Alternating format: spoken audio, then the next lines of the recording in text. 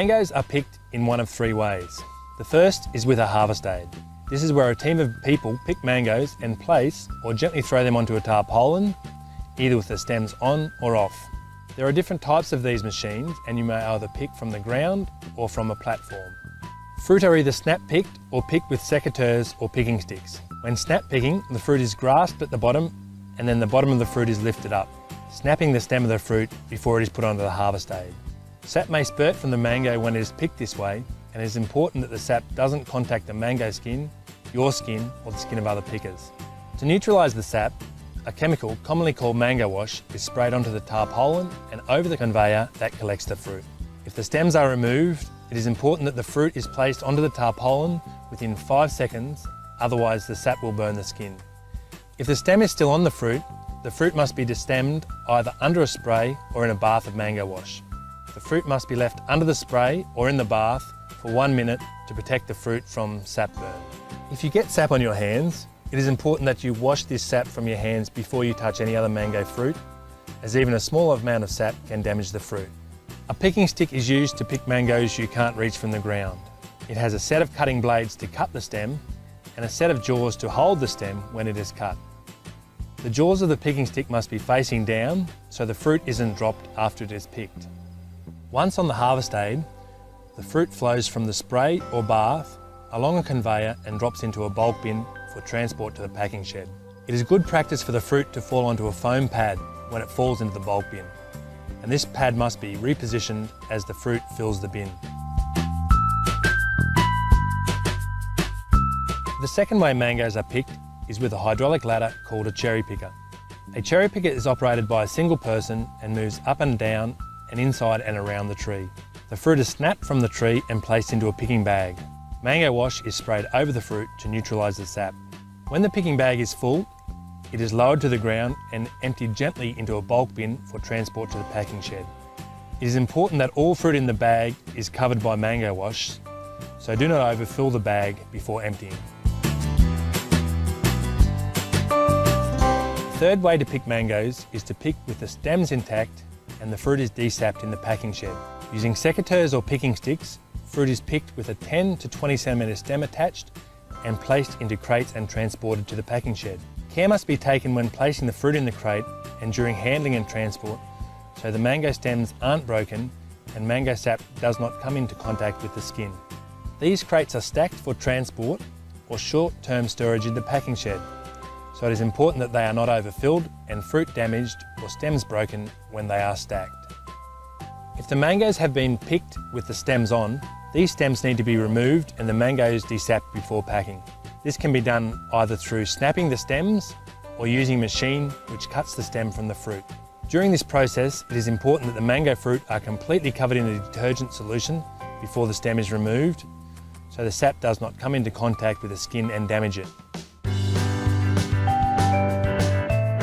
As well as damage from sap burn, mango quality can be lost through physical injury from incorrect picking technique and rough handling. Damage from sap burn or physical injury takes 1 to 2 days to appear and isn't usually seen until fruit reaches market.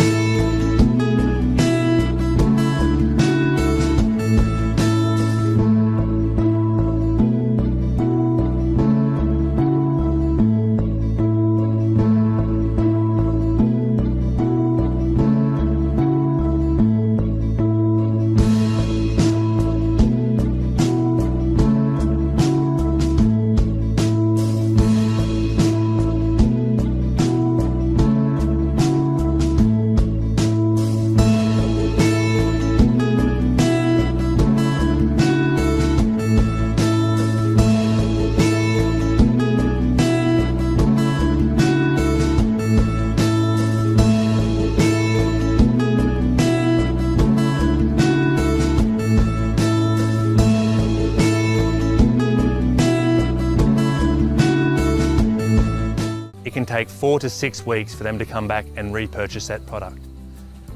It's therefore important that both the visual and eating qualities of a mango match consumer expectations. So why is this important for mango pickers?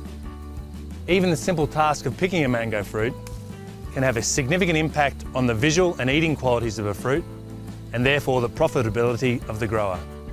The aim of this video is to teach you how to pick mango fruit correctly and learn the skills required. You'll learn how to select fruit that is mature and ready to harvest. You'll learn how to use the different equipment you'll be using during the picking process. You'll understand how poor picking processes can significantly damage mango fruit, and you'll understand how to pick without injuring yourself or other pickers. There are names for the different parts of the mango. The stem end is the top of the mango. That's where it's attached to the tree. The cheek is the side of the mango. That's the part you eat.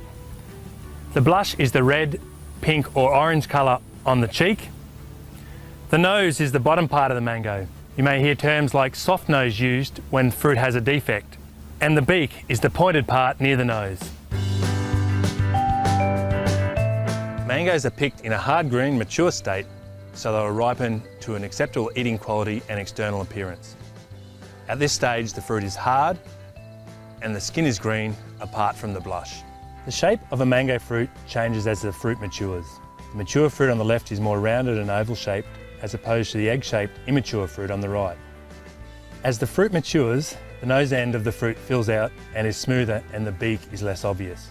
From left to right on this slide, the fruit goes from immature to mature. The beak of the fruit is much more prominent in the immature fruit on the left than the mature fruit on the right. When these fruit are ripened, the immature fruit stays green, while the more mature fruit will change colour to yellow. The shoulder of the fruit also fills out around the stem, and the stem sits in a small depression when the fruit matures. It is important to only pick mature fruit, as fruit maturity can have a significant impact on eating quality of mangoes.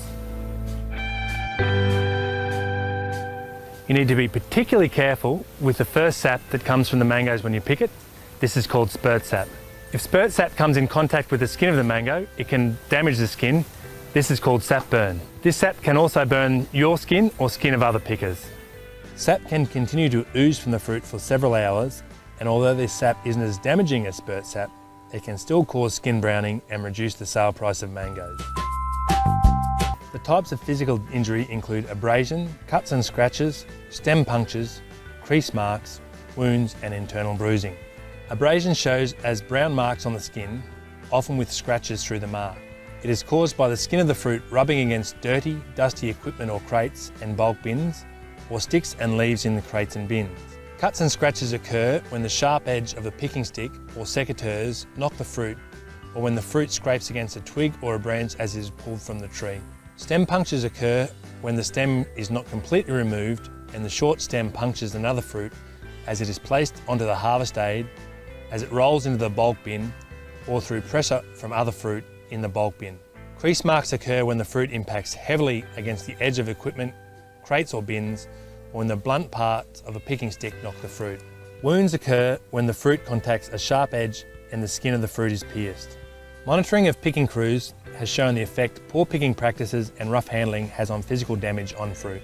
At one orchard, fruit was assessed for physical damage on arrival at the packing shed. Damage to the fruit from different picking teams ranged from 2% to 17%. So for the worst team, 17% of the fruit had already been downgraded when it reached the shed, resulting in significant losses to the grower. Mangoes are picked during the hottest part of the year. The work is hard and constant, and temperatures in the orchard often reach above 35 degrees Celsius. There is little shade in the orchard, so it is very important that you follow a few precautions when you are picking. Wear the right clothes to protect you from the sun. Lightweight long sleeve shirts and long trousers are recommended. Wear a wide-brimmed hat and good shoes. Eye protection in the form of sunglasses is also recommended. Apply sunscreen before you start picking each day and at least every 2 hours during the day. Drink water regularly during the day and at least 4 litres each day. When you are snapping the fruit from the tree, make sure the sap doesn't spurt onto you or other pickers. Some people are highly sensitive to mango sap and can develop a severe rash from contact with the sap. If you are spurted with mango sap, it is important that you wash the area with soap and water and then rinse it well with fresh water. As a picker, it is important that you understand how mango quality can be lost and why it is important you follow the simple steps outlined in this video to reduce quality loss. Some do's and don'ts when picking mangoes. The do's. Do understand fruit maturity and only pick mature fruit. Be gentle with the fruit. Make sure mangoes are in the mango wash within 5 seconds of being picked. Wash the mango sap from your hands or skin. Wear the right clothes and drink lots of water when you're picking mangoes. And be careful around heavy equipment. The don'ts. Don't pick immature fruit. Don't hit fruit with picking equipment. Don't handle fruit roughly or throw it against the hard edges of harvest aids, bins or crates. Don't let mango sap come into contact with mango skin. And don't let mango sap come into contact with your skin, your eyes or the skin of other pickers. As you can see, picking mangoes is more difficult than it seems.